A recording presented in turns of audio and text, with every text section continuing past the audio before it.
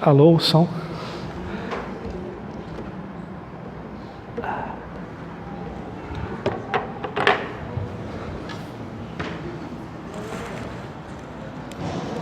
Alô, som? E aí? Essa Bíblia vai fazer 5 anos que está aqui nessa... Eu toda vez olho para ela e falo, não, tem que falar, né? É a sua? Não? Cacau, é a sua? Ó, tá aqui, quem quiser. Não tem, ela nos acompanha há algum tempo. Aí hoje eu olhei para ela ali atrás, onde a gente guarda as coisas, e falei, hoje eu vou lembrar. Que toda semana eu esqueço, mas está aqui, se é a sua, se tiver coragem, vai estar aqui de pegar logo mais, no final do encontro. Ela tá boa, viu? É usada. Ela tá toda anotada, faz diferença para quem lê. Ela tá toda anotada, é de alguém que manuseia. Se quiser, se for sua lembrar, a gente vai estar ali no final. Gente, boa noite mais uma vez. Eu sempre falo o que o Edgar me lembra aqui, que eu falo, né, Edgar? Hoje é um dia de rito, dia de ritos, Páscoa, celebração, a gente celebra a ressurreição de Jesus, ressurreição, e esse rito tem a ver com isso. O rito define a espiritualidade, consciência de um povo, de uma cultura, de gente. Então sempre que a gente participa de algo como esse, é significativo para quem participa, porque nos faz remeter aquilo que é valoroso para a gente. E hoje a gente vai participar disso. Contudo, eu queria ler com vocês antes o Evangelho de Mateus, queria convidá-los ao Evangelho.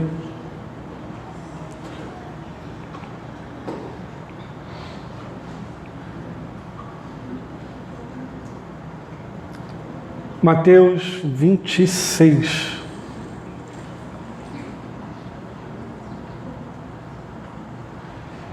Não, Mateus 28. Todo mundo aqui? A gente não vai se demorar muito para dar tempo da gente se integrar, ter comunhão. Mas eu queria realmente, de fato, convidá-los a estar aqui. A estar aqui. A gente vem de locais diferentes, de lugares diferentes, eu sempre falo isso. Mas, sobretudo, a gente vem de um ambiente existencial diferente. Está todo mundo nessa sala aqui do Mercury, mas cada um está num lugar diferente. E antes de dar continuidade, eu quero só lembrar que o Luciano está ali aguardando os adolescentes. Então, os adolescentes que estiverem aqui no espaço, é só chegar ali com o Luciano, que ele vai ter um encontro especial com vocês, tá bom? Então, antes de mais nada, eu queria chamar a atenção para o que eu falava antes, que é a necessidade de a gente estar presente. Não só aqui, mas eu queria recomendar e estimular vocês fortemente a terem a capacidade de estarem presentes. Porque normalmente a maioria das coisas que nos são importantes nos escapa porque a gente não está presente. Existe só um autômato ali, repetindo coisas, comportamentos, gestos, pensamentos.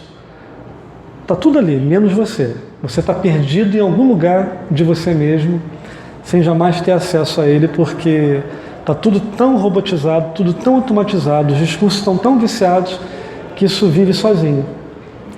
Então, seria importante você estar presente em todos os momentos da sua vida, mas sobretudo nesse momento aqui agora, estar aqui para que faça sentido. Então, em estando presente, eu queria convidá-los você à leitura do Evangelho. 28, capítulo 28. Os primeiros versículos que diz assim: Depois do sábado, tendo começado o primeiro dia da semana, Maria Madalena e a outra Maria foram ver o sepulcro.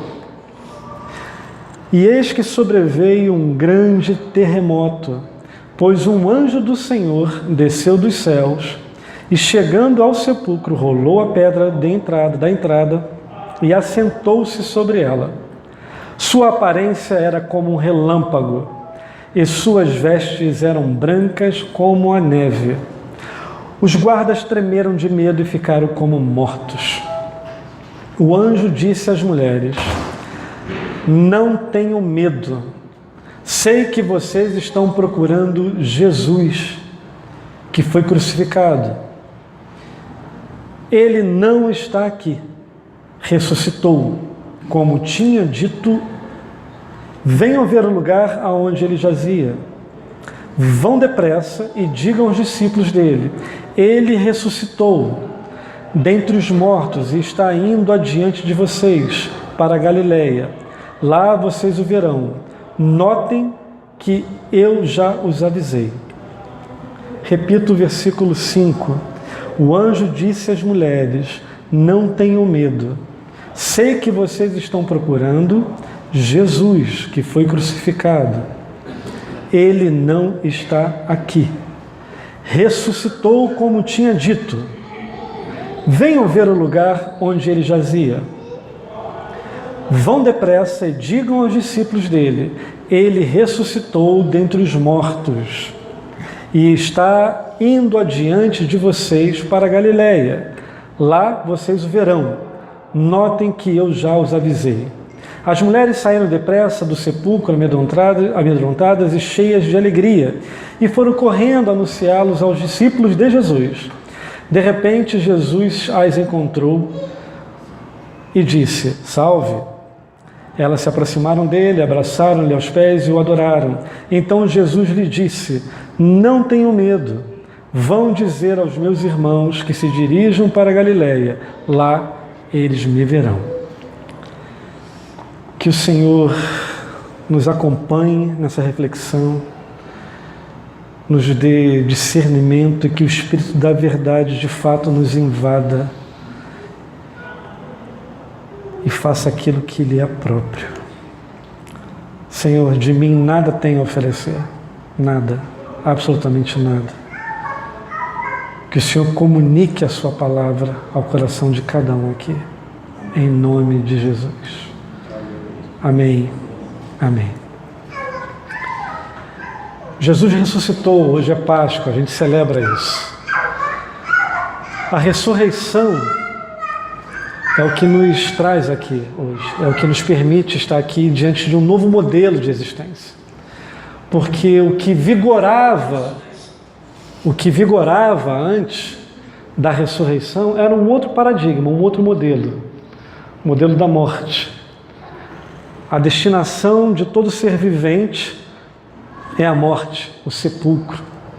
E é assim que os profetas e as falas do Antigo Testamento por muitas vezes repetem. Se você sacar algumas daquelas orações, tem lá: Senhor, a morte não te louva, o sepulcro não pode te adorar. De maneira que a teologia daqueles tempos dava conta que a morte era a destinação última de qualquer ser humano, de qualquer ser vivente. E viver sob o paradigma da morte condiciona todo mundo a esse modelo de comportamento que se alinha com a morte. Sendo que a gente não fala sobre isso. A gente vai vivendo, porque a morte não existe um conceito integrado da morte na maioria de nós. A gente vai existindo diariamente sem ter que lidar com ela. Isso para a gente que conhece Jesus já ganha outros contornos. Mas antes de Jesus, o que se tinha de fato era a morte. Era o espigão da morte. De maneira que todos que viviam sob esse modelo, sobre esse arquétipo, sobre esse paradigma, vivia condicionado pela morte, pela desconexão, pela ausência de possibilidade de qualquer coisa que fosse para além do aqui e agora.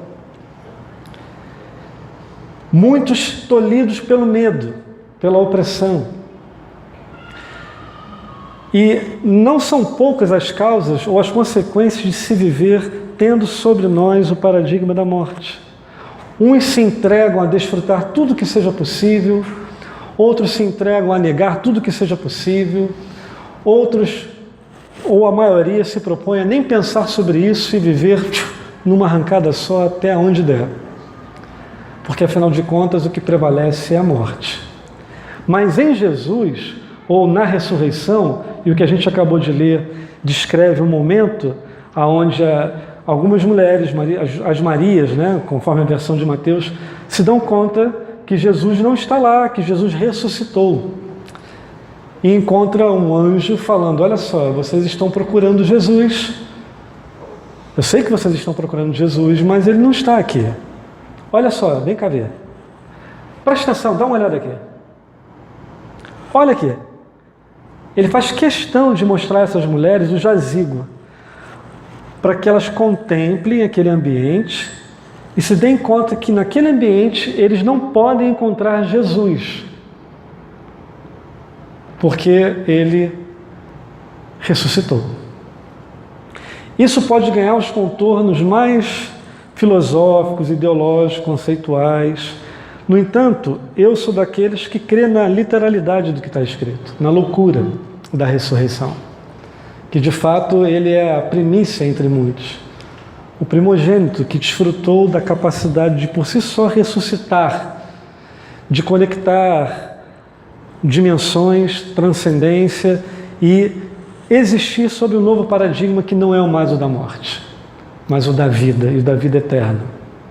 Jesus ressuscitou e ele inaugurou um novo momento, o momento da vida eterna, da capacidade de trazer para a vida as coisas que estavam mortas. E como eu falava, o anjo trouxe essas mulheres que buscavam Jesus e mostrou: vem cá que eu quero mostrar uma coisa para vocês, olha ali dentro. O que vocês estão vendo ali? Nada. De fato, vocês não vão encontrar vida no ambiente da morte. O ambiente da desconexão não faz mais sentido agora. A vida não se encontra mais ali, no ambiente da morte. Jesus não está ali. A gente sabe que ele mesmo falou que ele era o caminho, que ele era a verdade, que ele era a vida. Caminho, verdade e vida não se encontram no lugar da morte mais. Sendo que nós, seres condicionados que somos, habituados ao paradigma da morte, ao arquétipo da morte, ao modelo da morte, como que você querendo ou não, se não houver Jesus apontando para uma saída de vida eterna, o finalzinho dos seus melhores pensamentos desembocam na morte. Sendo que você não pensa nisso, isso não é consciente. Isso não vira consciência. Vira medo, vira taradice, vira esquisitice, vira um monte de coisa. Mas o anjo falou o seguinte: olha só, verdade, caminho e vida não podem mais ser encontrados no ambiente da morte. Não podem. Sendo que esse ambiente é o ambiente que a gente carrega dentro da gente.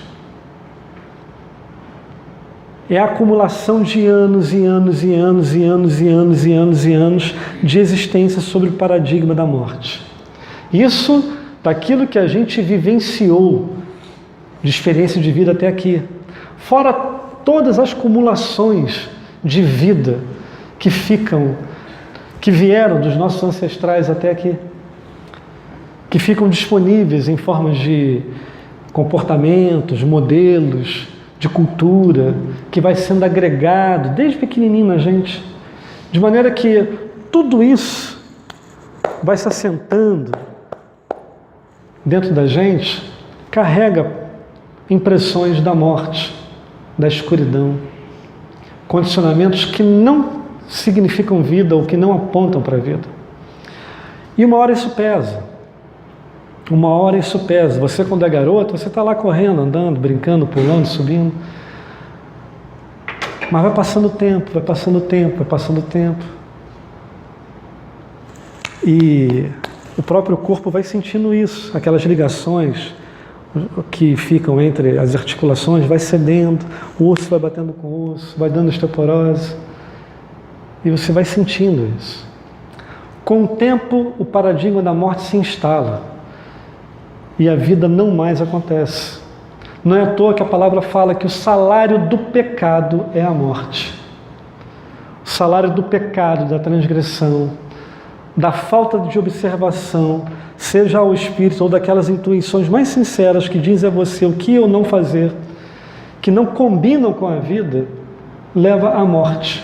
Ou seja, a morte física, fatal, ou a desconexão, a total incapacidade de viver com coerência, viver com sentido, de extrair da existência discurso que seja próprio, que não seja um discurso condicionado, que não seja uma fala condicionada, que não seja um olhar que olha com luz, que interpreta as coisas para a vida e não para a morte. Tudo isso são afetamentos do paradigma da morte. E de quando em quando a gente tem um surto que não, agora vai.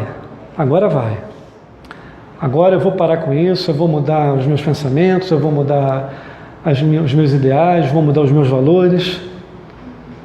Sendo que em vez de olhar para a luz, em vez de olhar para a liberdade, para aquilo que gera autonomia de fato, a gente olha para a nossa própria condição. A gente tenta extrair de nós mesmos esses recursos. Mas o anjo falou assim, olha, está vendo onde você está procurando vida? Você normalmente está querendo procurar vida, procurando verdade, procurar um caminho, uma direção, mas no ambiente da morte. Olha para cá, está vazio. Você não vai encontrar isso aqui. Você não vai encontrar morte nesse jazigo, não vai encontrar vida nesse jazigo. Você não vai encontrar luz, direção nesse jazigo. Você não vai encontrar verdade que te tire dessa situação nesse ambiente, porque esse aqui é o ambiente da morte. Lá era um objeto mesmo, era um local geográfico. Mas esse ambiente está todinho dentro de mim. Se não é o caminho aberto dentro dessa esquisitice que sou eu, apontando para a vida, eu vou sempre procurar recursos no ambiente da morte. Sendo que eu não chamo ele de morte. Ele está disfarçado em mim. Se tivesse algo horroroso que me dissesse que aquilo é morte, que nem tem naqueles desenhos, naquela caveirinha com uns ossinhos cruzados, dizendo a alta tensão não se aproxime, a gente não ia lá.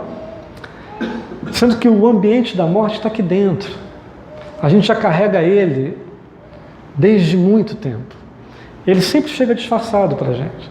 Chega até com aparência de boa vontade, com desejo, com ímpeto, com vontade de fazer diferente. Mas se for o ambiente da morte, jamais distrairá a vida, jamais distrairá a verdade, jamais distrairá um caminho que aponte para a vida, para o reino de Deus, que foi o que Jesus veio trazer. Ele veio anunciar o reino de Deus. O reino de Deus está próximo, está pertinho ali, está pertinho.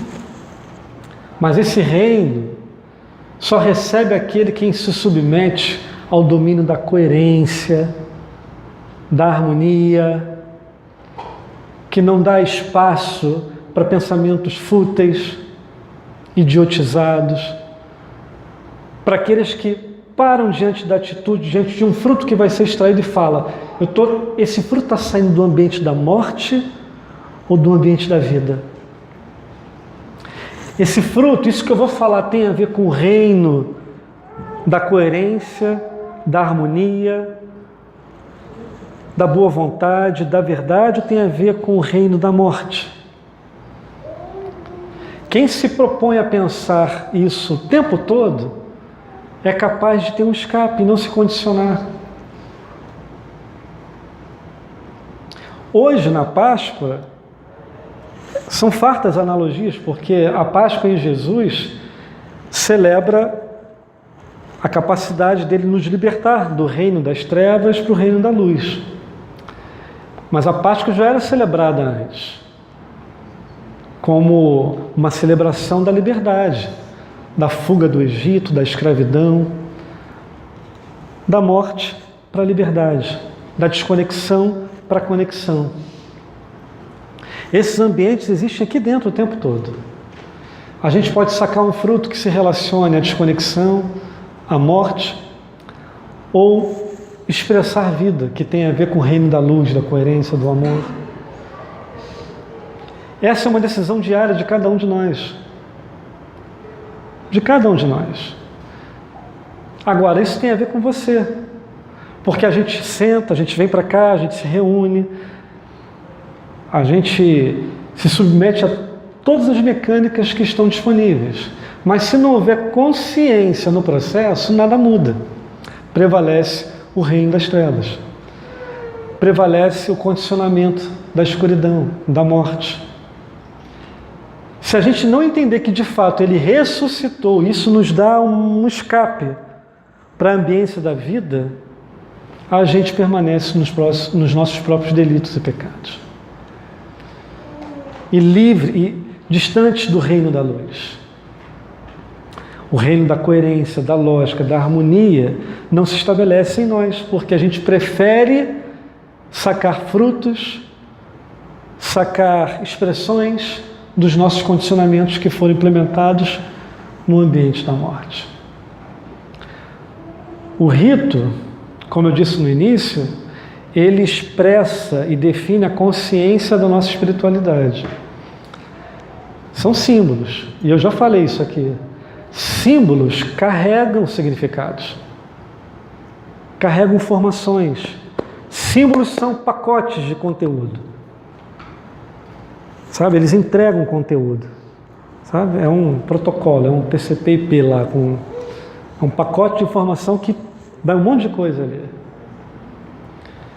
Então, o sangue, o vinho, o pão, o corpo carregam significados. Não tem nenhuma mística aqui. Isso aqui é pão plus vita. Podia ser integral.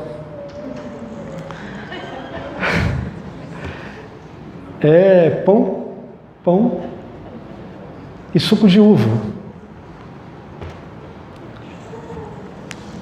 Suco de uva. Agora, Paulo fala o seguinte: tem gente que participa disso para a morte, porque não consegue se apropriar do significado e nem fazer aquilo prevalecer dentro de ti. Porque o que essa mesa propõe é o seguinte: olha, existe em cada um de nós uma espécie de ordenação mental que vai definindo o seu comportamento, o seu estilo de vida. Seja você cristão ou não, ateu, seja você o que for.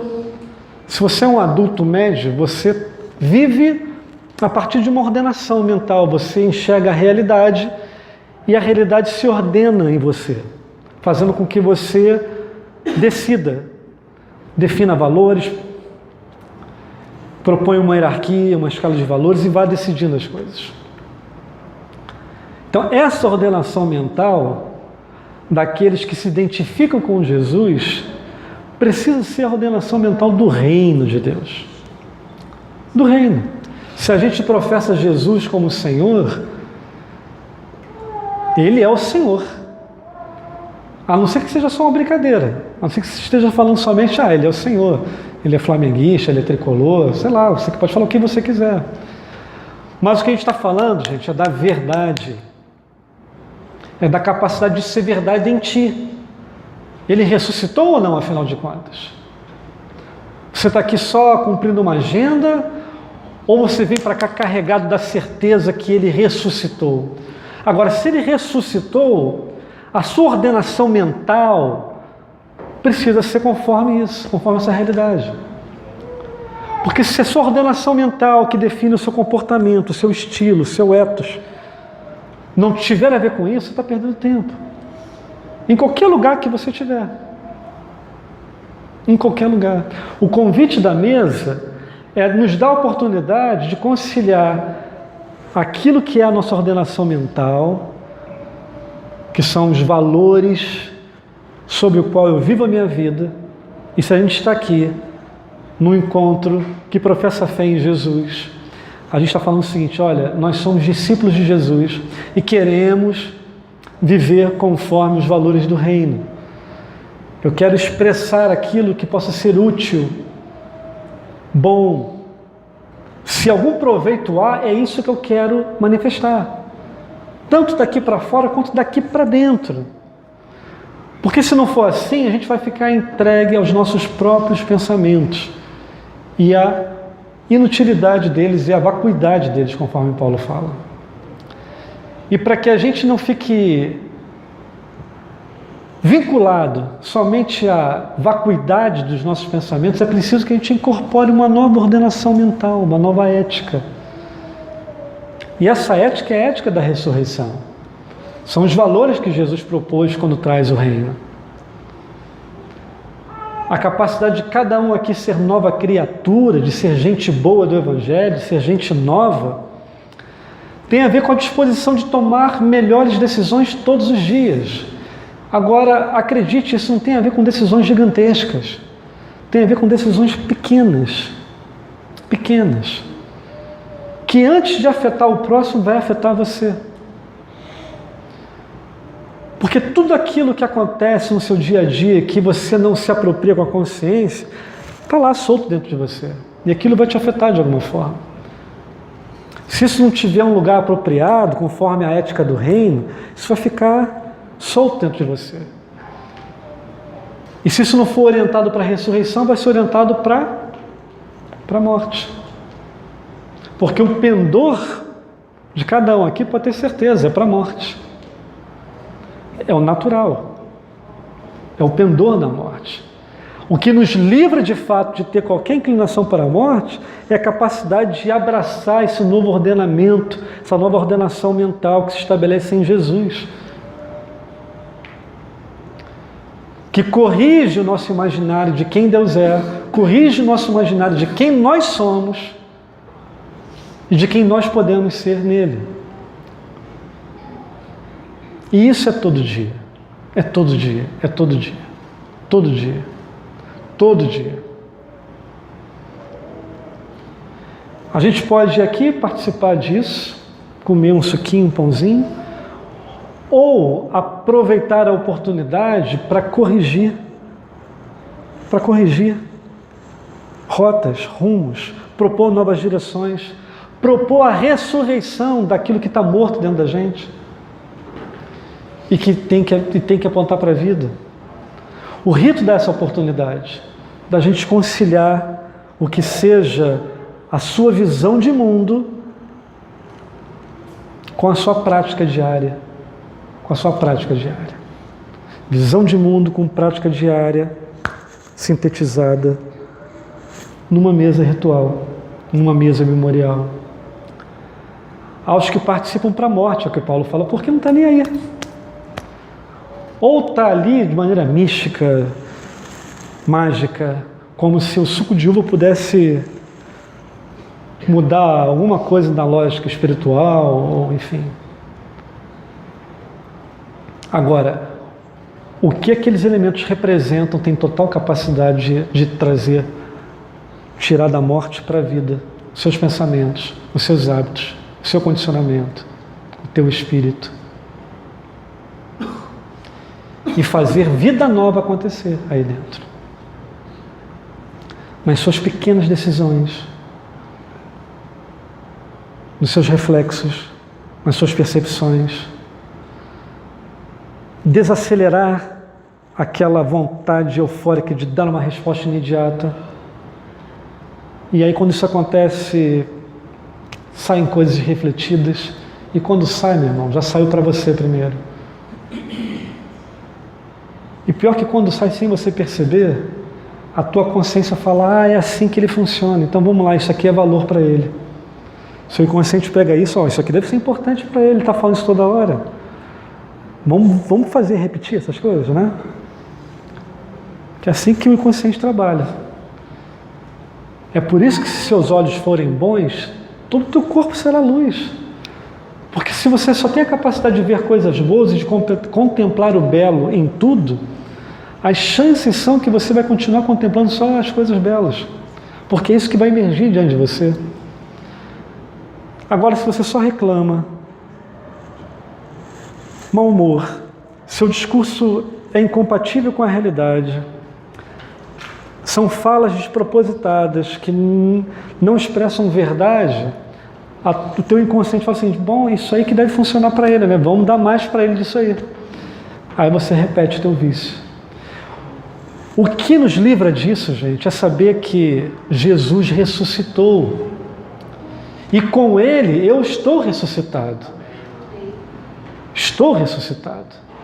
Porque como falei aqui algumas semanas atrás, Ele ressuscitou e está onde, afinal de contas? Sumiu? Ele ressuscitou para morar com você, gente.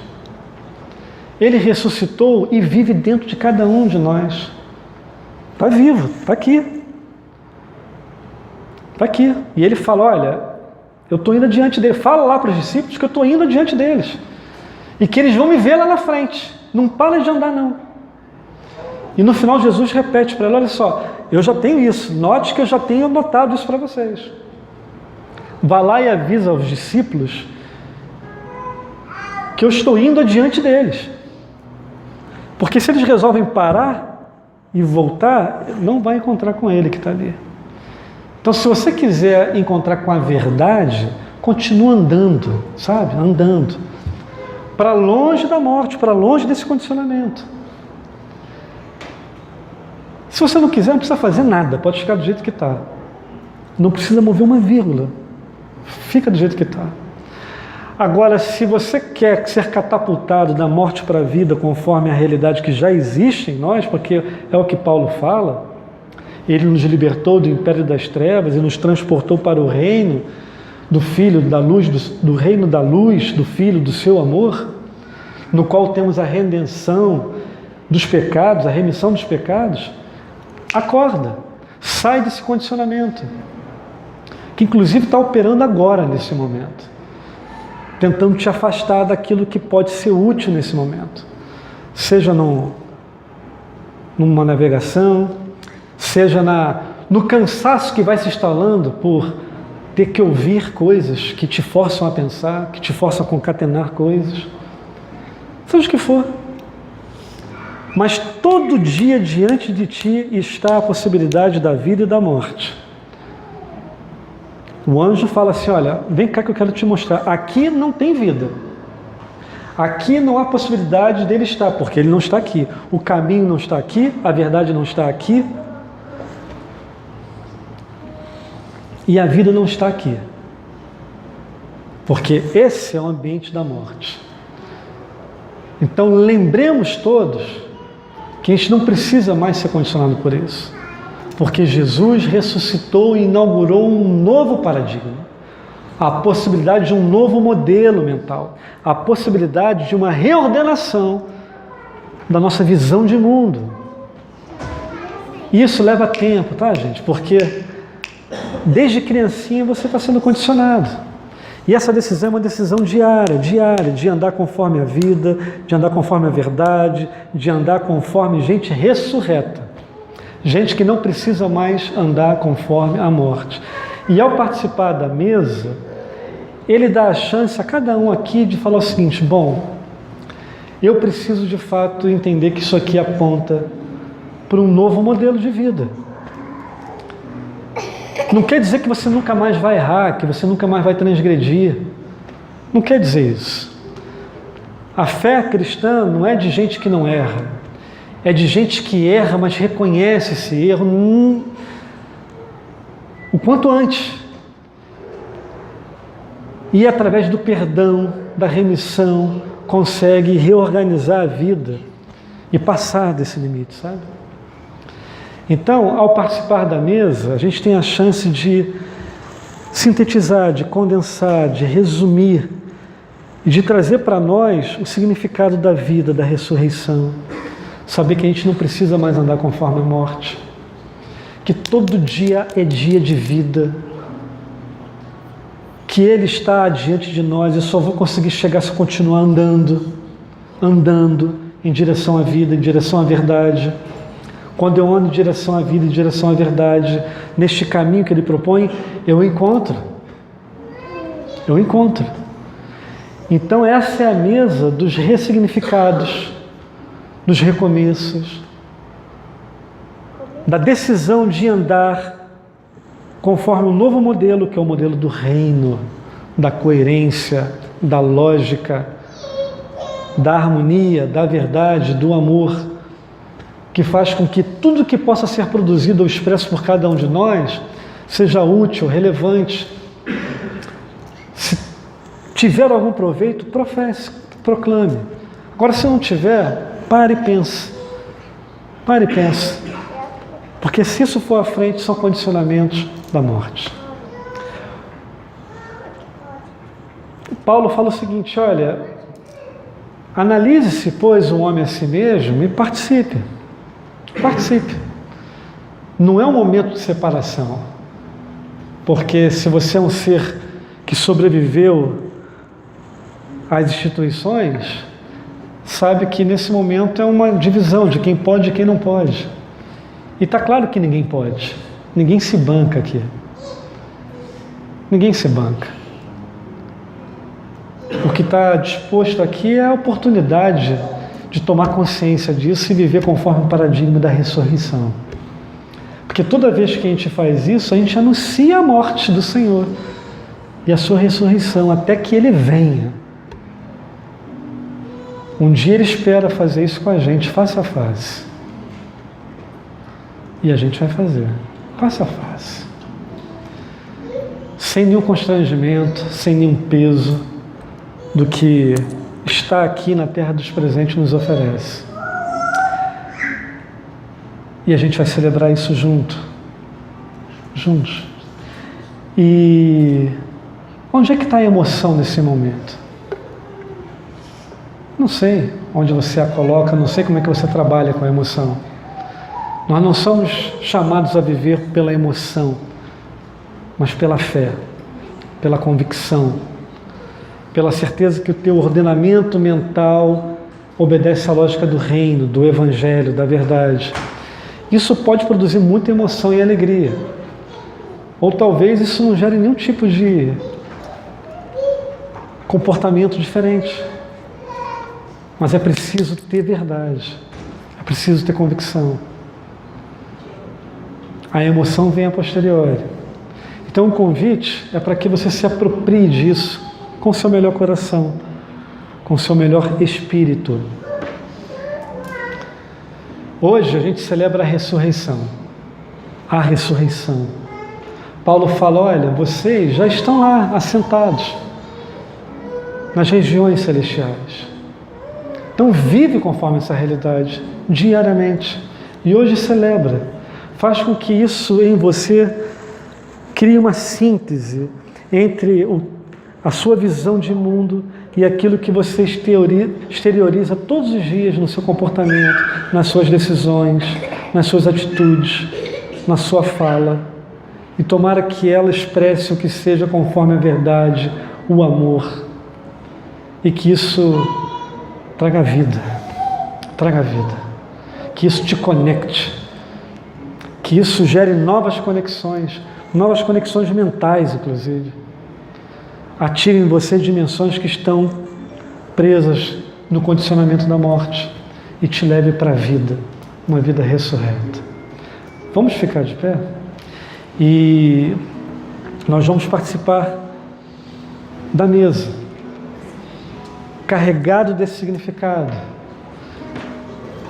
Tomara que quando você participe, ao tomar do cálice você tome cura, e ao comer do pão você coma cura. Que você estabeleça novas trajetórias. Que você passe a funcionar conforme o novo modelo da ressurreição. E que isso crie em você a capacidade de dizer assim, isso vale, isso aqui não vale. Isso importa, isso aqui não importa. Isso aqui tem uma aparência legal, maneira, mas isso aqui está ligado ao jazigo, à morte. Se eu continuar com isso aqui, só vai me condicionar para a morte, eu não quero. Tomara existe essa capacidade dentro de ti hoje. Tomara que o Espírito te vitalize e faça ressurgir um novo espírito que se ergue para a vida em Jesus.